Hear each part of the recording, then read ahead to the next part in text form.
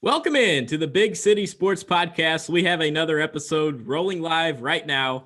And there's a lot to talk about today. We got the Bears. They're still surviving as of right now. We have the Giants. They lost a heartbreaker. The Jets won, but maybe they lost. We'll dive into that as well. But first of all, Swig, how are you doing today?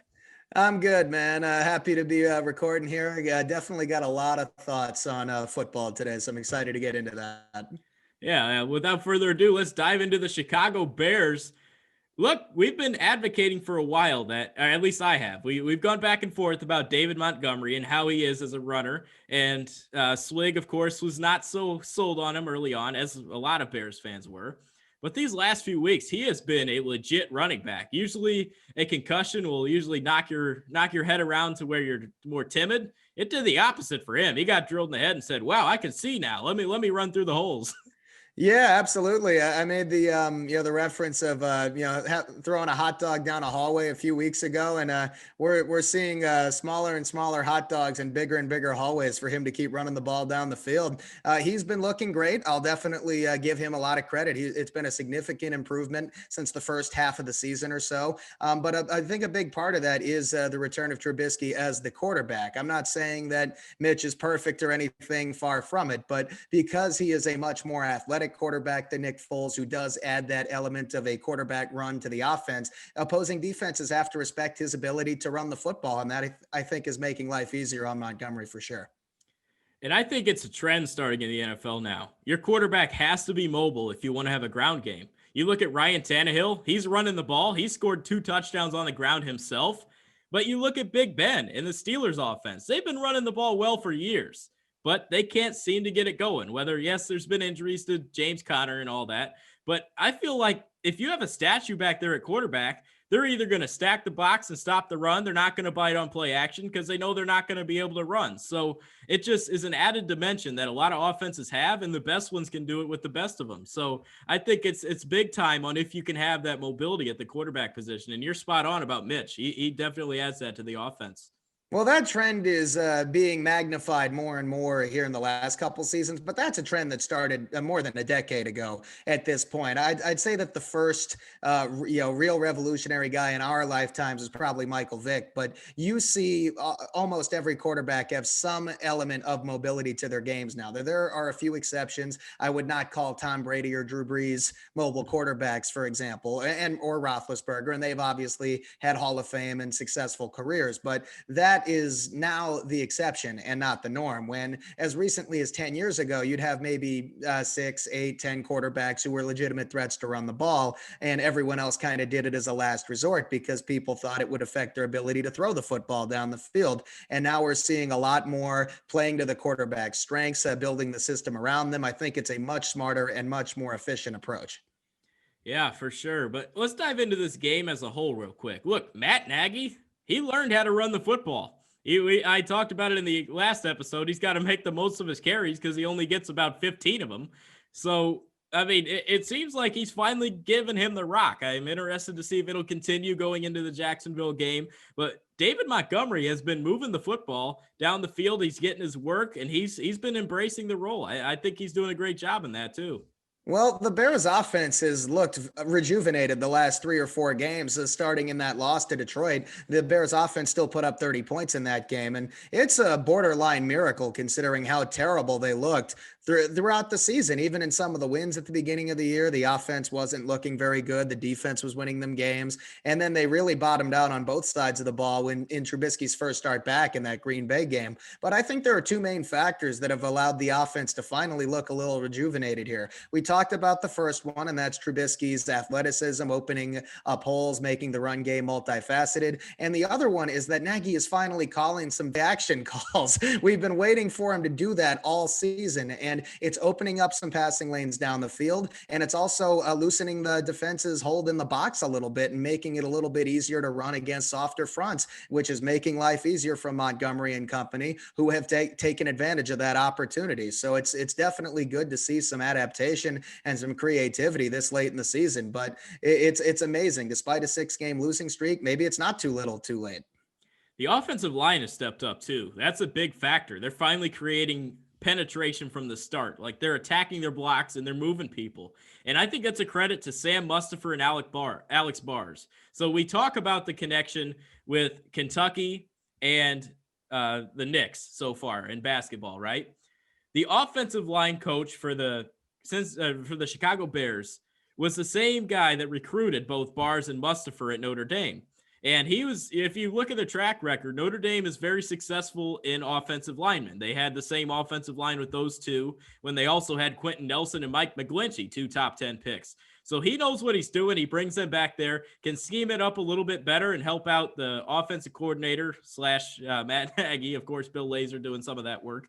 But I think it's been a great job of those two stepping in. Both of them were undrafted or late round picks. So that's huge for them to step up and get that kind of production on the offensive line because you don't see that every day. They definitely deserve some credit behind the scenes, and the offensive line really only had one way to go, but it is good to see them starting to improve a little bit, despite all of the shuffling along the line, all the injuries, all the rotations, everything like that. Bill Lazor has still been calling the plays the last few weeks, and I do think he deserves some credit as well. I'm sure he definitely had a big voice in terms of incorporating more play action into the offense and using some more RPOs and rollouts and getting Trubisky in a mobile pocket or a moving pocket, which makes a lot more sense considering that his biggest strength is his athleticism. So the Bears, with the improved offensive line play, the improved threat of running the football, and they're playing to Trubisky's strengths, which is the best way to maximize the Bears' still limited talent on the offensive side of the ball.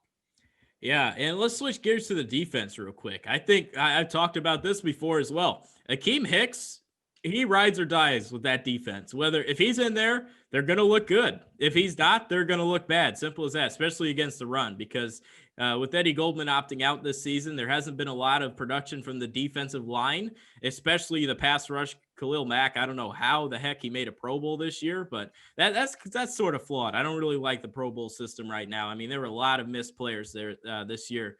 But anyway, I think if he's healthy, the Bears have a shot to beat.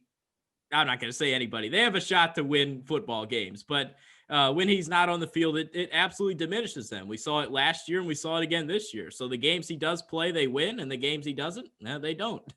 Hicks is one of the most underrated players in football, no question about it. We see what a huge impact he has on the Bears defense. It kind of reminds me of Bob Sanders' impact on the Colts defense about 10 or 12 years ago. The Colts were a middle of the road defense when he was out of the game. And when Sanders was fully healthy and on the field, they were transformed into one of the best defenses in the NFL and limited teams' offensive output. Hicks definitely made an impact. I would say that the defense wasn't great in this game. It hasn't been quite as good in the last couple of games overall. The Bears did, though, come up with two huge fourth down stops when it mattered in that second half when the Vikings were in their own territory. And that obviously is what matters at the end of the day. But I do think the Bears defense, the secondary, we're seeing a little bit more breakdowns. Adam Thielen was wide open on his touchdown, for example. So it is something they're going to need to iron out a little bit. But the difference of Hicks, we know what type of impact he has, but there are definitely some question marks too. And Justin Jefferson's going to be a nightmare and a thorn in the Bears' side for the years to come because they play 2 times every single year. We all know that. And the both times they played this year, Jefferson, 8 catches, over 100 yards in both of those games. And he's shredded. You have Jalen Johnson on the outside there. You have whoever else covers them as the number 2. And of course, Fuller was on Thielen for most of the game. And you just saw Justin Jefferson take the most of his opportunities here and come out and produce. So I think the Vikings are set up for a long-term success, but they're still very young. And that showed this year on the defensive side. But on the Bears, real quick, Trubisky, I think he gives them the best chance to win. I don't think there's any question about that now. If you put Foles in there, I was be very curious to see how far they would get. But I'm excited. The Bears have a few good games coming up. I don't know if the Packers are going to be at full strength in week 17. They have the Jags next week. So I'm excited for this Bears team going forward.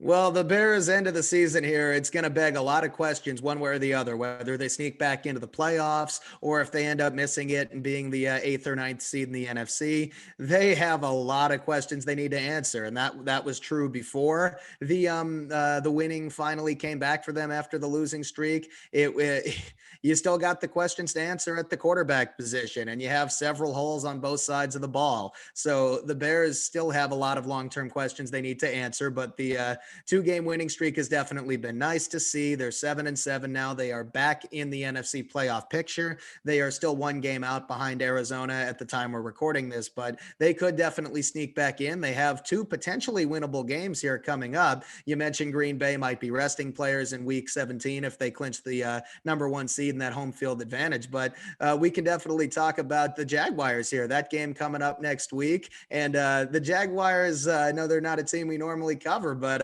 something important happened to them over the weekend, huh? Yeah, so the Jaguars leapfrog the beloved Jets. We'll get to them in a minute, but the Jaguars, I'm going to go out and say it. The Jaguars have the ability to be a playoff team next year if they land Trevor Lawrence. Call me insane, but I'm going to give you some logic here. The Jaguars get the number 1 pick, okay? They have Trevor Lawrence as their quarterback, future. I think he will save football in Jacksonville. If it was anyone else, they might end up transitioning to London.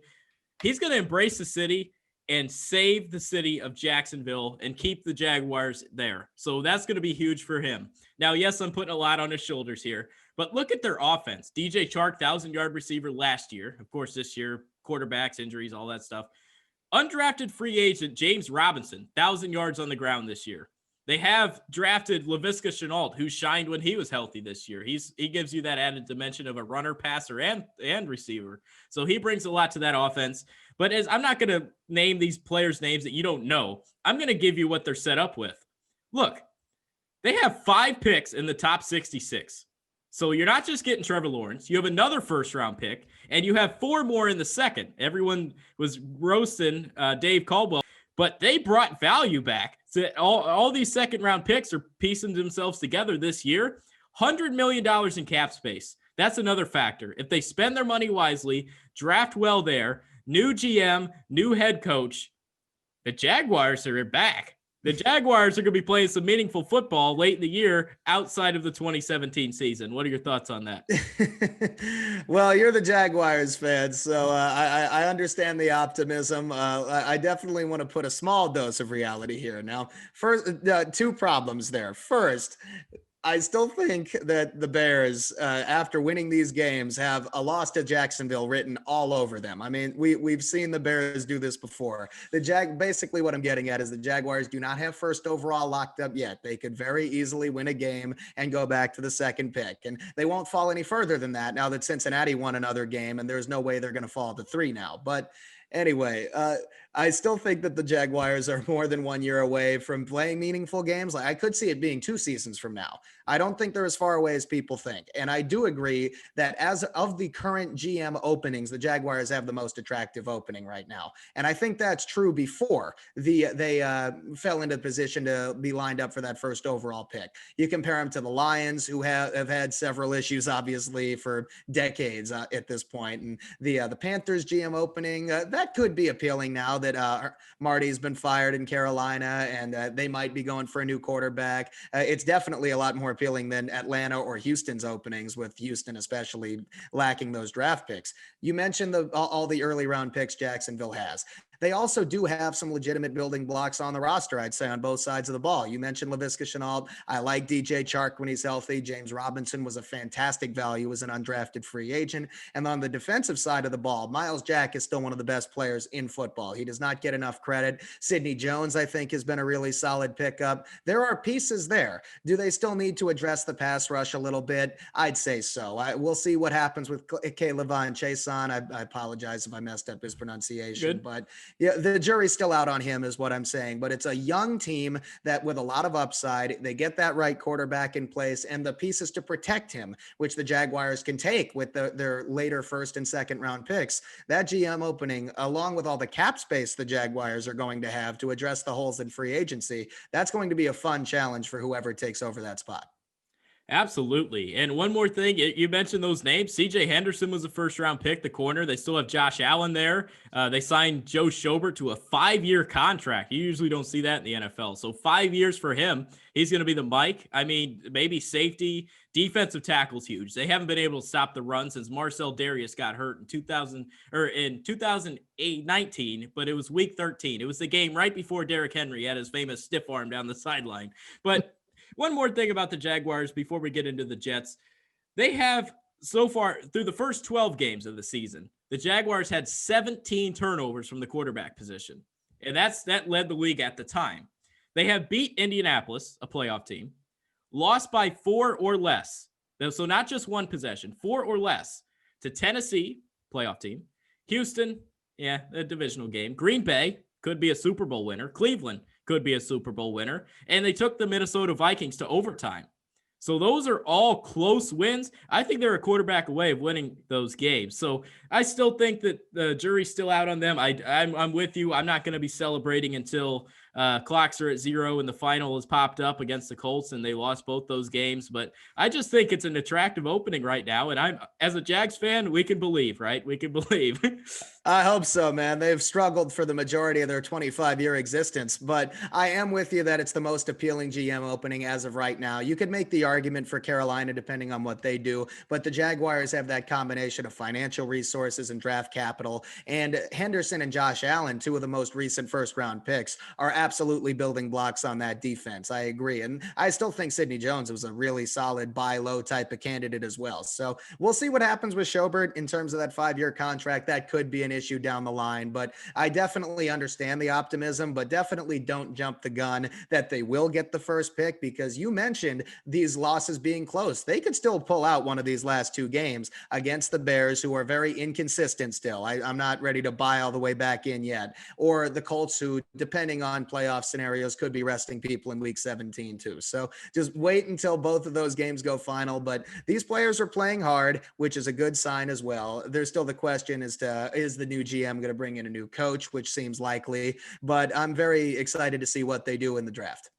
Yeah, and I could just picture it already. There's something I thought of today. Monday Night Football, Week 1, Texans, Jacksonville, Deshaun Watson, Trevor Lawrence, the 2 Clemson quarterbacks playing each other, the successor, prime time. Now, you get Trevor Lawrence, he'll be getting some primetime games, something that even in 2018, after their big run in 2017, had to get flexed because the Bears-Vikings had to be a Sunday Night Football game and around Thanksgiving time. Speaking about decisions, let's transfer over to the New York Jets. They had the decision to fire Adam Gase early on in the year. They decided to ride with him the rest of the season. I think the he's going to go the rest of the way no matter what. But good job, Jets. You won your first game. Yay. Oh, I can't help it, man. This is hilarious. It would be fitting for Adam Gase and company to deliver the Jets one final middle finger that they can't get the savior that they've been looking for. That it represents the dysfunction of the franchise so well. The Jets fans, I know a bunch of them are understandably pissed off with what happened here. Now, a quick caveat. I think the Rams deserve to be lined up and shot one by one for how unprepared they were for that game. They had the opportunity to clinch a playoff spot, and they clearly did not take that game or preparation seriously enough. But we'll look at the game for a brief moment here for the Jets. But obviously, the talk in this episode is going to be the consequences or the potential consequences of them winning this game and how it affects their future, because that's obviously a lot more important than what happens the last 2 weeks of this season. The Jets got that win. Sam Darnold passed for over 200 yards for the first time since week 4. They were clearly playing hard in this game, for whatever that's worth. The defense came out, especially flying to the ball. And while they almost ended up blowing it in the second half, they managed to hold on. They got a first down at the end. There was some fight on both sides of the ball, and they managed to hold on to a 17-point lead. And in one sense, it's nice to see Frank Gore not go out with an 0-16 record. I actually realized that I went to the Jets' last win in person. I went to the Jets-Bills game in Yeah. Week 17 last year in Orchard Park. The Bills were resting their starters because they were locked into their seeds. So if that game, with everything that's happened in 2020, seems like about a decade ago, but the Jets, I think long term, might have screwed themselves a bit. Yeah, screw themselves is a big word there, but it's true. I mean, I broke out the Jalen Ramsey jersey. It's been in my closet, all getting dust on it, and I was so excited. He did everything he could to let Rashad Perriman blow past him, and Jamison Crowder. Everybody was blowing past him, and I was like, "Thank you so much, Jalen Ramsey. You gave us a first-round pick and Trevor Lawrence this year." But anyway, on the Jets side, they did play well. Honestly, they showed fight. This is something I said that they haven't shown fight this year, especially in the loss to Vegas. This team came out and won. And look, you got to look at Sam Darnold as a whole. He now is getting these rumors. Oh, wow. If the Jets are at number 2, they should probably go somewhere else and keep Darnold. He's going to be fired up to play some football these next 2 weeks. He's going to say, "Really? That's what you think? All right, let me throw some tight spirals and try to hit someone on a corner route and try to win some football games for the beloved New York Jets." And I think it's going to be interesting coming down to the wire with them if they compete against these Browns and also against the New England Patriots. But I think this is interesting for sure because Darnold's playing well, at least last week. You're getting some production out of the ground game, although it isn't pretty with the three-headed monster they got going there, but it has turned into basically Frank Gore after the Pirine injury. But it's just crazy going on there in Jets country right now. Oh yeah, I do want to say one more thing about this game, or two more things about this game first. You mentioned Ramsey not looking very good. Maybe he wore himself out from getting Golden Tate's sister pregnant. And second of all, we got to talk about the Jets defense here for a second, especially in the first half. Quinnen Williams was an absolute monster in this game, and his absence was felt when he exited in the second half with an injury. There's no coincidence that the Rams offense finally started to get something going after he was out of the game. I still think the Jets are not good enough to hold any team to 3 points throughout an entire football game, but Williams' absence definitely had a big impact. Him and Mekhi Becton have absolutely proved themselves to be huge building blocks, and the Jets do have a lot of draft capital to build around here. They also have 2 first-round picks. They have 3 picks in the top 33 or 34 now that they won this game, right? So I want to ask this question. The Jets have, I'd say, 3 main options or paths as to how they want to proceed from here. Do they want to take a quarterback, maybe Justin Fields, maybe Zach Wilson at number 2, and train Sam Darnold? Do they want to, draft an offensive lineman at number 2? Penei Sewell, we all know, is going to be there. Have him and Becton be the long-term tackles for what should be a very good offensive line in a couple years? Or do you want to play the game you build around Darnold and supply him with more weapons to throw to as well? I think those are all very important questions the Jets need to ask here. There are 3 very different but very impactful options, because the other one that I wanted to mention, do the Jets trade out of number 2 and get a massive return? Yep, that's what I'm saying they're doing. If they're at number 2, you trade out of that pick. Everyone that's still rumoring, "Oh, well, if they can't get Lawrence, they're at number 2. Let's go ahead and pick Justin Fields." Watch the tape. You can watch him throw for 600 yards and 25 touchdowns against Illinois in one game, or you can watch him get destroyed by a Clemson team, by a Northwestern team, by a Indiana team. I mean, I'm not seeing it from Justin Fields. He has bust written all over him. Ohio State quarterbacks never work in the league. We've seen that from past history. Alabama, this verdict's still out on Tua. I mean, he still has time to prove that, but outside of him, there hasn't been a lot there either. So I think these skill position players on these teams and lack of schedule for Ohio State in their conference has really exposed these players to be better than what they are. Well, I don't want to make any big generalizations on the schools that these quarterbacks go to. I don't think that's fair. I understand that Haskins for Ohio State hasn't worked out in recent years. I get that. But it's, I think, too early to call Justin Fields a bust, although I definitely understand some of the concern about him. He definitely didn't have his best game in the Big Ten championship against Northwestern. And you mentioned Alabama. We'll see what happens with Mac Jones. It's still a decision whether he ends up coming into the draft or staying in school, but I don't think that's the right way to look at it. If the Jaguars win a game, if the Jets do end up staying at number 2, they have a lot of choices to make. So They could definitely make a trade out of that number 2 spot. Obviously, get a first round pick somewhere later in the round to pair with their 26th and 33rd picks. They could be in a situation to have 5, 6, 7 picks in the first 2 days of the draft. They also, like the Jaguars, have a ton of cap space, so they can try to address their holes in free agency as well. So far, the early returns on Joe Douglas' first draft class have been pretty solid, I'd say. Mims has flashed in his brief appearances. Yeah, I definitely like Mekhi Becton a lot. And we're seeing bits and pieces here from everyone else as well. So I could definitely make the argument if this is the time where the Jets could finally surround Sam Darnold with talent, he could stick around, but he needs to finish strong. And it's a big question that they need to answer quickly here. Overall, I do have to throw this in. They have to get a lot for that number 2 pick. And who is that team that would be desperate enough to move up for a quarterback behind Jacksonville? Because I think the options are limited. I tell you, a team that would look really nice with Justin Fields. I know I just harped on him. How about the Las Vegas Raiders? Trade them up to 2, move on from Derek Carr, maybe trade him to an Indianapolis or something like that, get a first rounder for him, use that as bait to go get Justin Fields. So Justin Fields, I think, would work there. You saw their offense with Marcus Mariota came in doing that little read option stuff, running the ball himself. That opened up a lot in their game. I think he's a better passer than Mariota, and I think he could really help out that team. But we're not going to talk about Justin Fields real quick. I want to talk about the Jets one more time. So I mentioned them trading down. I want to mention a name that could go for both the Jets and the Giants in the draft, and I think it's Devontae Smith. Give them a wide receiver that could take a top off a defense, and you could still build around with getting a running back, a linebacker, or anything like that. I think that's something that they could end up doing. Maybe address linebacker or running back later on in the draft. That's what a lot of teams are doing that bring out some success there. But I think they should definitely trade down here, accumulate a lot of picks. It's worked out for a lot of teams in the past, and I think they should do it here. But like you said, with the right return. No question. I mean, there's only a couple of teams. I think the Raiders could be a sleeper. I could also see it being a team like the Washington football team, who still have long-term questions to answer at quarterback, or possibly the Patriots if they want to swallow their pride and make a interdivisional trade. I know that would be weird to see, but the Patriots, I think, do have long-term questions at the quarterback position as well. It'd be an interesting discussion. But I think Devontae Smith could be an option, or maybe a Jamar Chase if he's still on the board. There are definitely some wide receivers they could go for. They would need to trade down only so far, though. So the Raiders are going to end up picking somewhere between 15 and 18 in all likelihood.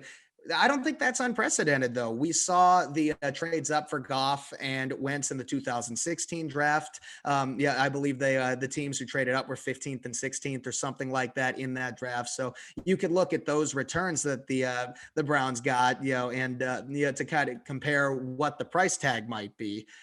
You could also trade down somewhere in the tens in that range and pick up another offensive lineman. Sewell is the head and shoulders number 1 in the class at this moment, but I could see a Rashawn Slater from Northwestern being an option as well. They will absolutely have at least 2 first-round picks, no matter what, going into the 2021 draft. So you can think bigger here. If they want to surround themselves around Sam Darnold, they could pick an offensive lineman and a playmaker, and then address the corner position, which is a major need on the defensive side with their 33rd or 34th overall in the second round. They could go for a J.C. Horn type, son of Joe Horn, the Saints' old wide receiver. There are options on both sides of the ball. If they want to address defense first, Patrick Surtain, Caleb Farley, they could go for somebody in the secondary. The options are almost limitless here. It's just we'll see how they answer the question. Do they want to move on from Darnold, or they want to try to build around him with their truckload of picks?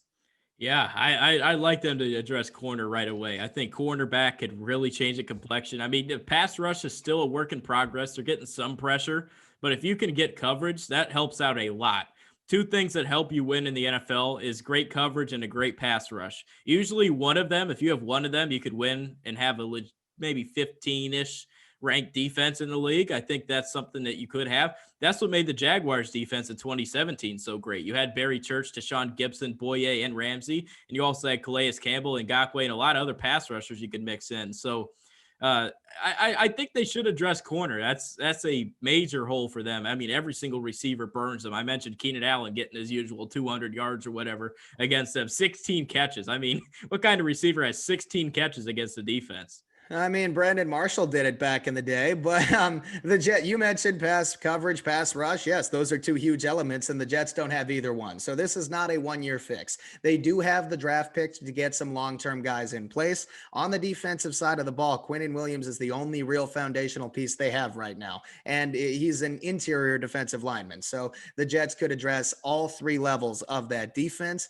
I think the path to fix the offense could be a little bit faster if Darnold does develop, because there are still some major questions with his game, especially with the turnovers and the mental processing. So the Jets can't operate under the assumption that he will all of a sudden turn around. The potential is absolutely there if they surround him with the right pieces and better protection, and also free him from Adam Gase, aka the Ryan Tannehill effect. I understand the optimism, and I'm not trying to say it's not the right choice, but they do need to be sure here, and they also have to have a contingency plan. If they trade out of that second pick, they need to get some future first or second rounders as well, so they could possibly make a move for the quarterback in 2022 if Darnold doesn't take that leap.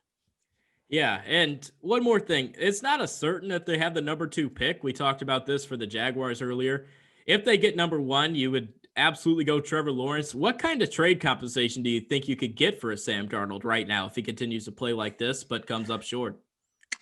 Honestly, I think it'd be pretty similar to the Cardinal situation, trading Josh Rosen. They'd get a second or third round pick at best. I do think Darnold is in a slightly better position now than Rosen was when he left Arizona, but the Jets' leverage is going to be very limited there. So I'd say it's a day 2 pick at most. I listened to the Adam Schefter podcast earlier today. He had Trevor Lawrence on, but he didn't talk about Trevor Lawrence. He didn't talk to Trevor Lawrence about this, but he said in that podcast episode, he goes, look, the Jets didn't have the cojones to tell Peyton Manning that he was going to be the number 1 pick for them. So he decided to stay in college. I mean, how many times are the Jets going to do something that keeps them from a generational talent? Oh, I'm looking forward to finding out that answer. If I'm being honest with you, man, they have been a very dysfunctional franchise for a long time. I understand it would have been better for them to lose and have that first pick. They definitely reduced their their upside a little bit, moving down a spot temporarily. They do still have a ton of options for that second overall pick, and the early signs from Joe Douglas have been solid, but there is still a lot of dysfunction in the ownership for the Jets, and it could have a trickle down effect through the rest of that organization. So it's just a very open-ended set of possibilities that could range from fantastic to soul crushing and everything in between. Yeah, I mean, my goodness, there's just so much going on with that organization. I mean, it looks like it's going to be the Bills' division to run these next few years. The Patriots will get some players back. The Dolphins look good, so they could be in a 3-headed monster in that division, similar to how the AFC West was a few years ago. You see it now with the NFC West. I mean, there's some legit teams going on. Seems like the Cardinals would be the Dolphins in that sense, and then you have the Patriots and Bills being the 1-2 of Seattle and the Rams. So I think the AFC East is going to be interesting these next few years. No question at all. And a lot of it, obviously, I think the Bills, we're starting to see them reap the rewards of being patient with Josh Allen. The jury's still out on Tua in Miami. It definitely could work out. They've put a very good roster around him in Miami, though, especially on the defensive side of the ball. And they surrounded Josh Allen with a bunch of talent in Buffalo. The Jets need to follow a similar approach. Darnold is not going to be on a big money contract. And a cheat code for this NFL salary cap is to build a talented roster around a quarterback on his rookie deal. That is how you can surround both sides of the ball with as much talent as possible, because once that QB is on a $30 or $40 million a year contract, that you won't have as many financial resources. So you'll have to make sacrifices in some areas. That's what the Texans ran into. Everyone roasts Bill O'Brien for trading away DeAndre Hopkins, but the The thing was is he couldn't sign him. He couldn't sign both DeAndre Hopkins and Deshaun Watson. So he decided to go, we got to lock up the quarterback. You can't let Watson slip out of your hands. That'd be more embarrassing than Hopkins. So he trades him to Arizona, who had a quarterback on a rookie deal. One of the only teams that could afford Hopkins. They mentioned how he couldn't get a lot of return for that. I know he was trying to play in-house GM or whatever he was trying to do there during his tenure with the GM spot, but he traded him to a spot, one of the only places that could have taking him on with the rookie quarterback or rookie contract quarterback with Kyler Murray. It's a decision you can talk about. Overall, though, Bill O'Brien still deserved to be old Yellard. I mean, it's pretty clear that he borrowed Laramie Tunsil's gas mask before he made these trades. So, I mean, we don't need to focus on Houston too much here. But he traded both Hopkins and Jadeveon Clowney, didn't get a first-round pick for either of them, but gave up 2 for Laramie Tunsil, who is a very good offensive lineman. But that is just not good market value. So just keep that in mind. The Houston Texans, that GM opening is a whole different can of worms because they do not have their first or second round pick in this draft. Yeah, I interviewed Jim Caldwell earlier this week, so interested if he comes there. I mean, the old guy, he's fun to watch. I like Jim Caldwell, great guy. I don't even know if he's going to be a solid coaching candidate there. I mean, not a lot of who's hiring him, honestly. Who's hiring him right now? Hey, man, Caldwell doesn't, he gets too much disrespect, man. He had a solid few seasons in Detroit, a franchise that's been synonymous with losing for 60 years. I thought it was bizarre that I know that he only had limited success, but firing him to bring in Matt Patricia never made sense to me. Yeah, he was a defensive coach that frankly couldn't play defense. So he brought all of his Patriots guys over there. They sort of just became dysfunctional, and he is on his way out of town. But anyway, let's talk about the New York Giants. Talking about getting out of town. Here we go. The New York Giants dropped a heartbreaker against the Cleveland Browns. A lot of bad coaching decisions went into that game. Colt McCoy expected something from him. He didn't play as bad as some thought. I mean, there's only so much he can do, but my gosh, rough game for the Giants.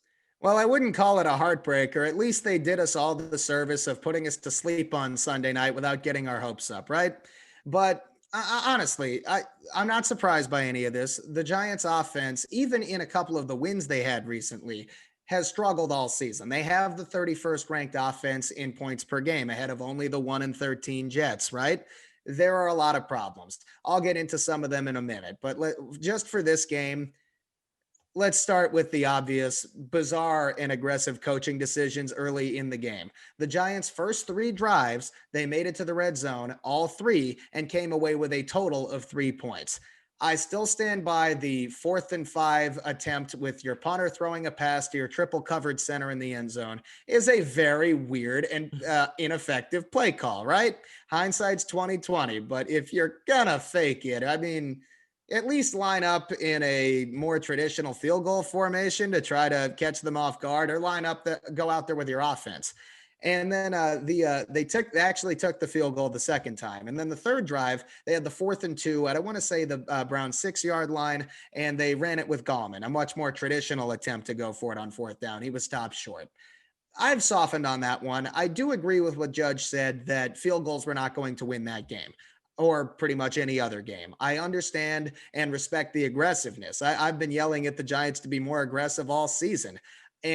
But when they finally do it, they just try it in the most bizarre and inefficient way on that first attempt. And it was really predictable what they were going to do on that that 4th and 2 attempt with Gallman. So you can definitely debate those. I do want to make one point. I know we talked about this during the game. In the third quarter, when it was 13-3 Cleveland, the Giants defense got a stop to open the second half. If they scored, they were in the game. They get it to a 4th and 4 at the Browns 44-yard line, and now Joe Judge decides to play passively and punt the ball. That does not make any sense. I stand by that one. I know I was pissed about it during the game. I'm going to stand by that one. The Giants needed to get at least 3 points on that drive. And when you're in that kind of no man's land where it actually makes sense to go for it on 4th, now you try to get cute and pin them deep. They did pin them deep, but the Browns drove 95 yards down the field. It's just, again, hindsight's 2020 there, but you can't be super aggressive in the first half saying field goals won't win you the game and then literally punt away the opportunity to score at all on that second half drive. Yeah, and if I had if I had a press conference ability to ask a question to Joe Judge after the game, I'd simply ask him, you won with strictly field goals in the game against Seattle when you had Colt McCoy playing quarterback. What made you go away from that in a game like this? And I mean, I guess the only reason he probably would have is you mentioned him being aggressive. He knows James Bradbury's inactive. He knows the defense is lacking some talent on that side. But the Browns only scored 20 points. So, I mean, how much of that is strictly on that? If he would have kicked field goals, they would have been in the game late instead of driving down 20-3. There's a couple of things I want to say there. So you go back to the Seattle game, the Giants actually only kicked one field goal. They scored 2 touchdowns in that game, which is an improvement. I know the score looked bizarre, but they made it 8-5 when they went for 2 after the first That's one and right. then missed the extra point on the second one, right? So they only had to kick one field goal in that game. In general, I like to be aggressive. I've been yelling at Garrett to be aggressive all season. And with him being out, not calling the plays, I actually think Freddie Kitchens did a decent job overall, being more aggressive, calling vertical plays. But I was on board, especially early, to just take the points on a 4th and 5. Yeah, it's a bit lengthy. If it's 4th and 1, 4th and 2, I'm a lot more on board with going for it, which is why I softened on the Gallman thing. But the Giants defense, yes, 20 does not look so bad, but they never had a shot. That would have been true whether Bradbury played. The Browns honestly have a similar offense to the Seahawks in terms of it's very play action heavy, but there's one major difference, and that the Browns have an elite offensive line, even being down to the 3rd string at one position in this game. The Giants did not generate any pass rush whatsoever. And the Seattle game they won, they had that perfect defensive game plan, but they were getting pressure with 4 or occasionally the delayed blitz with a linebacker or one of the Giants safeties. That was just not working in this game. They tried just standard blitzes. They tried disguising. They played a very zone heavy scheme. Somebody was open every single play. Mayfield played a fantastic game.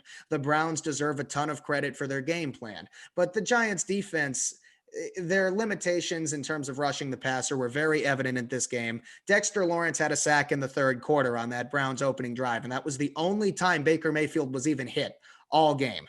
The Giants' coverage without Bradbury left a little bit to be desired, and Darnay Holmes was out as well. But it does show that the Giants' lack of depth at the pass rushing spots is finally starting to catch up with them, because Lorenzo Carter, O'Shane Jimenez are out for the season. Kyler Fackrell's on IR, and none of them are game-changing talents anyway. And now that they're down to Carter Coughlin, and they had to play David Mayo, a linebacker at pass rusher, and a bad linebacker at that, for I think 25 snaps at edge, the lack of talent, the injuries, and the lack of depth really did start to show. And Patrick Graham still deserves a ton of credit, but the Browns only had 5 or 6 possessions in that game, and they were only trying to score on the first 5 that they had. The Giants had 2 stops, when Lawrence deflected a pass at the line of scrimmage on 4th down in the 1st quarter, and when Dexter Lawrence had that sack that forced a 3rd and 22, they didn't convert to open the second half. Other than that, the Browns were controlling the ball, long drives that ended in touchdowns. Yeah, it was a rough game, but one bright spot I thought it was on the offensive line. I mean, you're going up against Myles Garrett. Kudos to Andrew Thomas. Chris Collinsworth said on the telecast that Andrew Thomas just needed a vote of confidence. People told him, you belong. You belong in the league. And that just made him feel, okay, you know what? He's right. I do belong. I'm playing in New York. I'm a high draft pick. I can stop these legit guys. So he went up against Myles Garrett, had a great game. I mean, he pressured him hard, but he stood tall and held his ground until late when Garrett finally got a sack. But it seemed like Garrett was getting off the line of scrimmage really quick, to almost like he was offsides almost on some of the plays. But he got in there quick. Thomas adjusted well, and I thought he played a fantastic game. It's just a lot of inconsistency from him this year. Yeah, I mean, the jury's still out on Andrew Thomas. It's been better since the first 6 or 7 weeks, with the exception of the Arizona game where the entire offensive line played poorly. With Colt McCoy in, the Giants didn't turn the ball over in this game, which is good. McCoy in the 1st quarter, I believe, might have been the 2nd quarter, Ingram was open for a touchdown and he underthrew it. So you can nitpick a little bit, but The offensive line played pretty well, although the Giants' plan was clearly to run the ball, which they did decently effectively, and then get the ball out of McCoy's hands quickly, which makes a lot of sense, especially with that fearsome Browns pass rush and that defensive line with Sheldon Richardson, Larry Ogunjobi as well. So offensive line was decent. Unfortunately, it didn't really have much of an impact in this game, but that's not on them. On the defensive side of the ball, I do want to give a quick shout out to Xavier McKinney, who got his most significant playing action so far in this rookie season with Bradbury and Darnay Holmes, who's been improving every week, both being out. He, I thought, had a decent game overall. Dexter Lawrence did have a fantastic game. I talked about the two impactful plays that he made. Outside of that, though, it was just an absolute snooze fest with some questionable coaching decisions and the Giants' lack of offense being a real issue. Yeah, I mean, it was a rough game altogether. Where can the Giants go from here? I mean, you're looking forward. Are you hoping they lose out? Do you think they still have a chance at the playoffs? I mean, they still have the tiebreaker, but what's your thought process as a Giants fan right now? You just looking for the draft, and if so, what's something you consider? I think it's time, man. I've been thinking about this for a while, even during the winning streak, right? Been a while since we've talked about this, but Dave Gettleman is a major, major problem for this team. And I want to illustrate something that I think will prove that point better than anything else, right? I wanted to wait until we played Cleveland to do this, but Dave Gettleman took over before the 2018 season in New York, right? Coming back to the Giants organization. Two teams in a very similar position, not identical, but similar positions going into that season were the Browns and the Indianapolis Colts. Look at those two teams who are a combined 20-8 right now. There's a lot of factors, but the Browns, Giants, and Colts were originally going to pick 1, 2, 3 in that 2018 draft until the Colts traded with the Jets, picked up the best guard in the NFL, and 3 second-rounders in that trade. The Browns have had a couple extra draft picks also. They made the trade with Houston when Houston moved up to get Deshaun Watson. They've gotten Myles Garrett, Denzel Ward. They've built rosters around their quarterbacks. The Browns' revolution here, their improvement finally started with John Dorsey. They built a solid roster. They surrounded their quarterbacks with playmakers. They invested resources in the draft and in free agency on both sides of the ball. And the Browns have improved this year, even though they had more front office turnover because now they have Andrew Berry as their GM. The Colts, they had Ryan Grigson, who we all know was terrible. They got Ballard a little bit earlier. I believe he took over in 2017, but his impact has started to improve starting with that 2018 season. Both of these teams have used trades and free agency to build strong top to bottom rosters surrounding their quarterbacks with talent. The Colts have the 1-year stopgap or possibly 2 with Rivers right now. The Browns took Mayfield first overall. It's just, you compare that to what the Giants have done with Gettleman, who have not stockpiled draft picks in any form. And then their offense has struggled mightily, despite the fact that almost every first round pick has been invested in the offensive side of the ball. Saquon Barkley was second overall. I love Saquon, but I definitely have come to the point where you cannot invest the second overall pick in a running back. Nick Chubb was drafted in the second round, and look how great he's working out. And he is not the only example. Then in that same draft, Will Hernandez was drafted 34th overall. He's playing 15 snaps a game right now in a fucking offensive line rotation. And then since then, Daniel Jones, 6th overall 2019, Andrew Thomas, 4th overall this year. The jury is still out on both of them. But the Giants have not stockpiled draft picks, built around their quarterbacks, built a solid roster. The day 3 draft picks that Gettleman has made have not had any impact whatsoever, with the possible exception of Darnay Holmes this year. There has to be credit, given here. James Bradbury and Blake Martinez have both been fantastic, but the misses in the draft, we can talk about DeAndre Baker again if we want. A failed investment, obviously, regardless of what he does for the Chiefs. And the lack of, until this year, free agency signings that were atrociously bad on both sides of the football. I mean, look at what Golden Tate's doing right now. The one catch he makes a week worth $10 million to replace Odell Beckham. It's just, there's a lot of bad decisions here. And the Giants offense is so far behind pretty much every other team in the league, despite the resources invested into it. And it's just clear that the damage is done is going to affect the Giants for more than one more season going forward. So the future, I still like what Joe Judge has done for the most part. The players are playing hard. It might not be a super long-term fix depending on how the Giants approach the next offseason or two. But I do not have the trust, considering how big a hole that Gettleman has dug for us, him to dig us back out of it. Yeah, if you put it in that perspective, they have not looked good at all. I mean, the draft, honestly bad. One more name I want to bring up that was actually solid for them with the draft pick was Darius Slayton. He's not getting a lot of love. Darius Slayton was a good find, but you're spot on. His drafting was bad. I didn't even look at that as a whole. I mean, he reached on a lot of guys. He went with the popular pick. He went with the Culver's pick, the flavor of the day, instead of going with someone that you could find open. I mean, it's just you got to do your research here. And I think Dave should be on his way out of town. He's good in free agency, or at least decent. But I mean, when it comes to drafting, especially in the early rounds, he has really screwed the pooch. He has. Now, I did forget to mention Slayton. He was a great value in the 5th round. You're right about that. But overall, now I get that you're not going to hit on every single draft pick, but you're a team that has a few very premium resources here in the early rounds of the draft. Invest most of them, except for Lawrence and DeAndre Baker, into the offensive side of the football. And the offense still sucks. I mean, let's call it like it is here. The offense is very bad. And that would have been true. That is true whether Jones plays or not. I'm not here to say that Jones is not the answer yet or anything, but you can definitely look at the play calling. You can definitely look at the lack of explosive playmakers around him. Now, part of that is Barkley being injured. We know how great he can be, but you can't invest that premium resource of 2nd overall into a running back when you could have gotten a good or a similar talent a round or two later. And the free agency signings, now, while this year was Gettleman's best, I mean, Thomas could still improve. I like Xavier McKinney. Darnay Holmes has looked very good as a rookie. And the free agency signings of Bradbury and Martinez in particular have been fantastic. I'm not here to say there haven't been any hits, but the flawed roster building approach has really taken its toll here. And comparing it to Cleveland and Indy, two teams were both in a similar position in terms of being at the bottom of the league at the same time the Giants were. Look at how quickly they've improved by stockpiling picks and addressing both sides of the ball in free agency. They have a combined record. They're both 10-4 this season. The Giants are 5-9.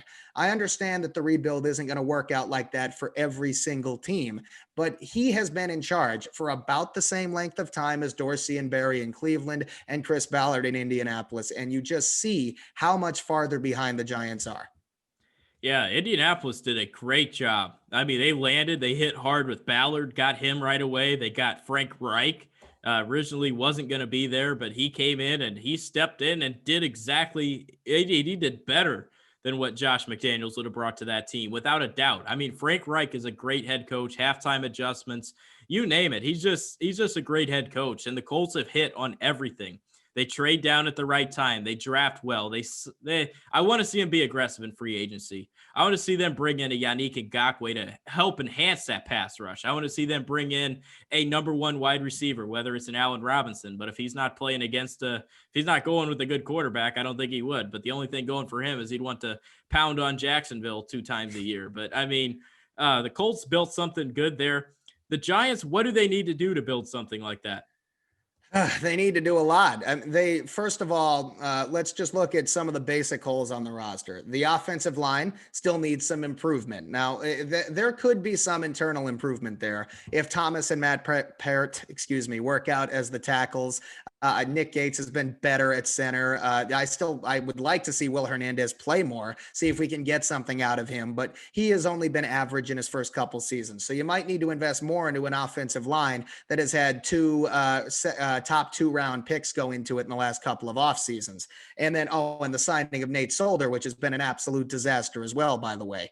The Giants need a true number 1 wide receiver. They could go after Robinson. I know I've mentioned that before. They could try to draft one in the early round. It doesn't need to be first round because wide receiver is a relatively deep position in the draft. So they could go for somebody in the 2nd round instead, but they need to surround Jones with better playmakers. And I still think they need to get a new play caller overall with an offense that's suited to Jones's strengths, which is vertically pushing the ball down the field. Jason Garrett is not that guy. He does deserve some credit. in terms of his ability to adapt. It's gotten better since the beginning of the season, but I'm sick of seeing the hitch routes and the curls and the whip routes where our wide receivers can't generate any separation.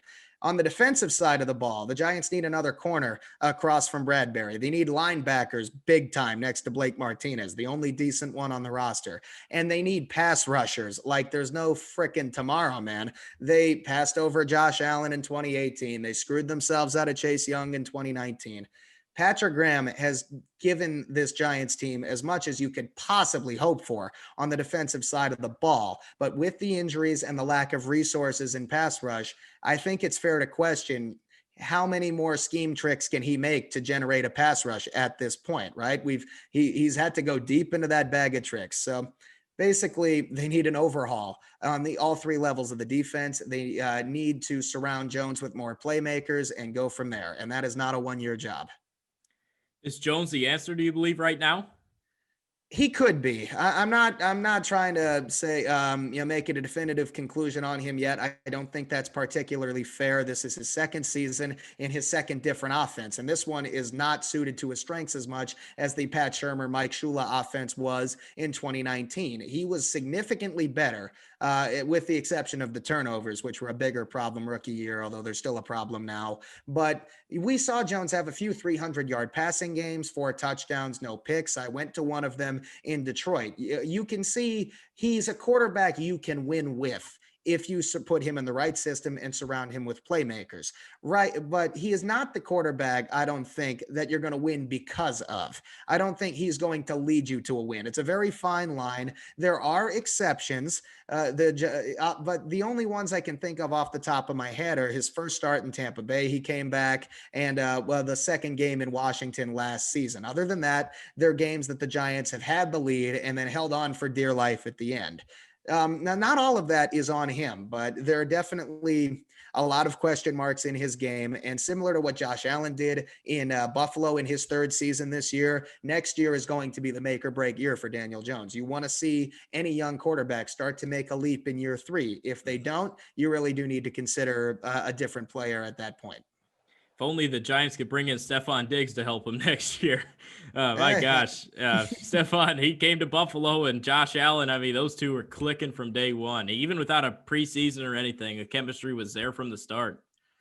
Well, it's definitely an interesting comparison. I'm not trying to harp too much on Buffalo or Cleveland or Indy. I know we've talked about them a lot in this episode, but Buffalo is a good example in terms of you surround Josh Allen with playmakers. You put him in an offense that suits his skill set. They have invested into the running game. They've invested into the passing game, and they've especially invested into that defense. It makes a big difference. Cleveland, you have a quarterback on a rookie contract as well, and Kevin Stefanski deserves a ton of credit, by the way, a real coach of the year candidate there. There's a lot of factors, but they have surrounded Baker Mayfield with playmakers at wide receiver, especially at tight end, and a fantastic running game led by probably the best offensive line in football and an ever improving defense. Denzel Ward is amazing, and he gets overshadowed on that defense because of how elite and transcendent Myles Garrett is.